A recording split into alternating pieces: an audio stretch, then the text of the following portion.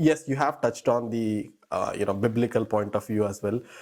Just maybe going a bit further on that. Right. I just wanted to understand what the common church teaching is. Why is crucifixion so important in the faith of Christianity, or what's the common, like in layman terms, why is it so important for them to believe in the crucifixion of Jesus? Right.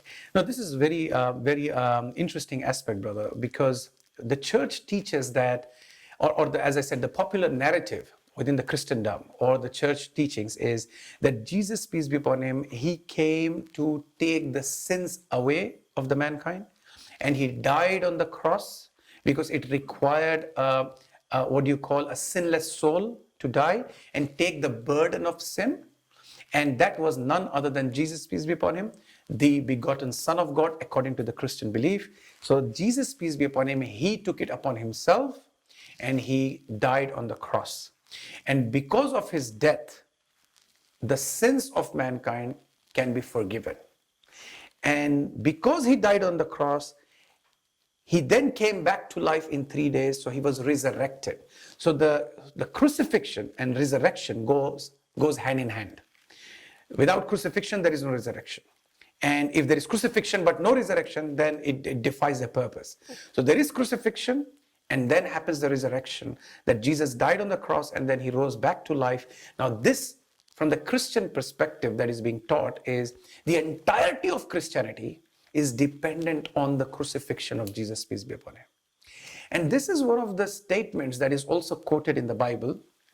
And that's where the entire argument comes into the place.